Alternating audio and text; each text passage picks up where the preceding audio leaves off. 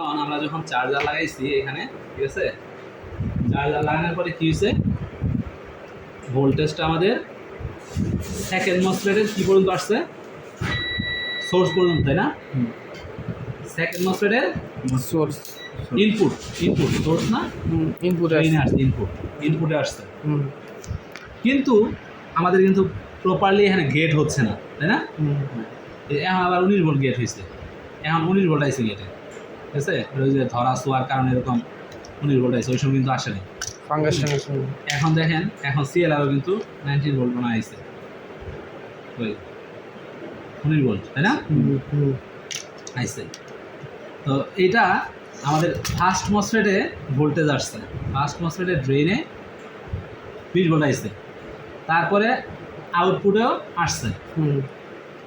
যদি properly charging আইসি তারে gate না করে তাহলে কিন্তু এই যে ইনপুট, এই সেকেন্ড মসফেটের যে ইনপুট, এখানে কিন্তু ভোল্টেজটা আসবো না। এখন ফার্স্ট মসফেটটা ফরওয়ার্ড অবস্থায় আছে বিদায় এখানে চলে আসছে, হ্যাঁ। দেন হচ্ছে আমাদের আসছে কই, আউটপুটেও আসছে এখন, হ্যাঁ। ওই সময় কিন্তু আউটপুটে আসে নাই, চার্জিং আইসিগুলো হিট হইতেছিল, এখন মনে হয় হিট হবে, হিট হইতেছে, হ্যাঁ এখনও চার্জিং আইসি হিট হইতেছে, ঠিক আছে। এবং আমাদের ডিসি রিডিংও বেশি। তো এইভাবে এখন আমার কথা হইলো যে এই যে জিনিসটা বুঝতে পারছেন, এই যদি ফার্স্ট মসফেটে ফরওয়ার্ডে থাকার কারণে আমাদের সেকেন্ড মসফেটের ইনপুটে চলে আসছে। এখন যদি আপনি এই বেসিকটা যদি না বুঝতেন, ঠিক আছে, এই বেসিক মসফেটের ফাংশন, গেটের function, N channel, P channel, তারপরে এগুলার গেটিং সিস্টেম, গেট ভোল্টেজ, তারপরে এন চ্যানেলের গেট হাই ভোল্টেজ, পি চ্যানেলের লো ভোল্টেজ, এগুলো যদি না বুঝতেন তাহলে তো এই ভোল্টেজ এখানে মাদারবোর্ডে বোঝানো সম্ভব না। সম্ভব? তাহলে আমাদের বেসিকটা কতটুকু গুরুত্বপূর্ণ মাদারবোর্ড বোঝার জন্য। তারপরে আস্তে আস্তে এই সেকশন বাই সেকশন আমরা যাব, হ্যাঁ। 19 ভোল্টের পরে চার্জিংয়ের পরে 5 ভোল্ট 3 ভোল্ট, 5 ভোল্ট 3 ভোল্টের পরে আমরা র্যাম, ঠিক আছে, কোর, গ্রাফিক্স, হ্যাঁ, এলইডি ডিসপ্লে, এগুলো আমরা পিসিএইচ আস্তে আস্তে একটার পর একটা যাব, এবং এগুলার রিকোয়ারমেন্ট ফুলফিল করতে হবে। এবং চার্জিং আইসি হেল্প করে ভোল্টেজ ঢুকাইতে, ঠিক আছে, ভোল্টেজটা প্রপারলি ঢুকাইতে হেল্প করে। তারপরে এই যে পুরা মাদারবোর্ডটা আছে, পুরা মাদারবোর্ডটাকে কি করে, প্রোটেকশন দেয়, ঠিক আছে, এবং ব্যাটারিকে চার্জ করতে সাহায্য করে, প্রোটেকশন দেয়, চার্জ করতে সাহায্য করে, তারপর 19 ভোল্টে ঢুকাইতে সাহায্য করে, গেট করতে সাহায্য করে, তারপর হচ্ছে ব্যাটারি চার্জ করে 3-4টা কাজ আছে, 3-4টা কাজ আছে। এই কাজগুলা এই চার্জিং আইসি করে। তাহলে চার্জিং আইসির রিকোয়ারমেন্ট ফুলফিল থাকতে হবে, ঠিক আছে। এখন চার্জিং আইসি তো আগে চালু হইতে হয়, তাই না?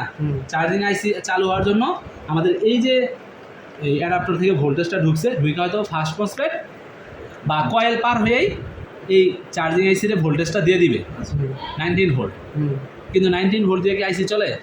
19 ভোল্ট দিয়ে আইসির নিজস্ব ড্রাইভিং ভোল্টেজ আছে, হ্যাঁ, এই 19 ভোল্ট যাবে এবং যাইয়া এটা ইন্টারনালি এটা 5 ভোল্টে কনভার্ট হবে। 5 ভোল্টে কনভার্ট হয়ে কি হবে, ড্রাইভিং ভোল্টেজ তৈরি করা, দেন সে তার ইন্টারনাল যে কাজ আছে সেগুলো রেফারেন্স, হ্যাঁ, রিজেন ভোল্টেজ এর মাধ্যমে এগুলা তৈরি করব।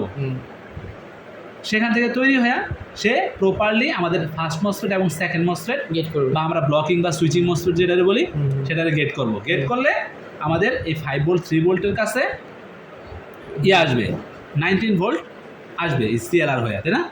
এর প্রপারলি এই দুইটা মসফেটে যদি আমরা গেট করতে পারি চার্জিং আইসির মাধ্যমে, তাহলে আমাদের সিএলআর এর পরে মেইন ভোল্টেজ, স্টেশন ভোল্টেজটা চলে আসবে। আসার পরে আমাদের এই যে 5 ভোল্ট 3 ভোল্ট আইসি আছে, এই 5 ভোল্ট 3 ভোল্ট আইসির ভিতরে এসে কি করব, এই 19 ভোল্ট ঢুকবো। 19 ভোল্ট ঢুকে কিন্তু এই 19 ভোল্টও কিন্তু এই আইসিতে চালনা করবো না, তাই না? এটারও একটা ড্রাইভিং ভোল্টেজ এই 19 ভোল্ট থেকেই কোনো না কোনোভাবে এটার ভোল্টেজ ডিভাইডার হোক, যেভাবে হোক, এটারে 5 ভোল্ট তৈরি করবো। 5 ভোল্ট তৈরি করে এটারে ড্রাইভ করবো, ঠিক আছে, রিকোয়ারমেন্ট পরিপূর্ণ করবো। হ্যাঁ, এই রিকোয়ারমেন্ট পরিপূর্ণ করার মাধ্যমে সে বিভিন্ন হ্যাঁ এলডিও তৈরি হবে। এখান থেকে এলডিও তৈরি করে এলডিও 3 তৈরি করে সে আইওকে সাপোর্ট দিব, ঠিক আছে? আইও থেকে ইনফরমেশন যাবে যে আমার ভোল্টেজ ইজ ওকে, তারপরে সে এই যে এখানে অলওয়েজ টলওয়েজ এগুলা 3 volt always 5 volt always ready করতে দিব, ঠিক আছে? এটা ওই ইয়া থেকেও চার্জিং আইসি থেকেও আমাদের একটা কনফার্মেশন এই আইওতে যাবে, ঠিক আছে? এই কনফার্মেশন এটা হচ্ছে চার্জিং আইসি, হ্যাঁ, মানে এসি ওকে এরকম একটা কনফার্মেশন আইওতে যাবে। এই এসি ওকেটা কি পাওয়ার বোর্ড এমন কিছু না, পাওয়ার গুলো আরেকটা। আচ্ছা আচ্ছা। তো এইভাবে আমাদের এই বেসিক জানা থাকলে আমাদের এখানে প্রত্যেকটা মাদারবোর্ড এগুলো ইউনিক সিস্টেম, একটা সিস্টেম শিখবো আমরা সকল মাদারবোর্ড। এখন আমার অনেকে বলে যে আমার ওইখানে কি এইচপির ভিডিও আছে, ওইখানে আসুসের ভিডিও আছে, ওইখানে ডেলের ভিডিও আছে, ডেল ল্যাপটপ সার্ভিসের ভিডিও আছে, ঠিক আছে? এই ধরনের জিজ্ঞেস করে।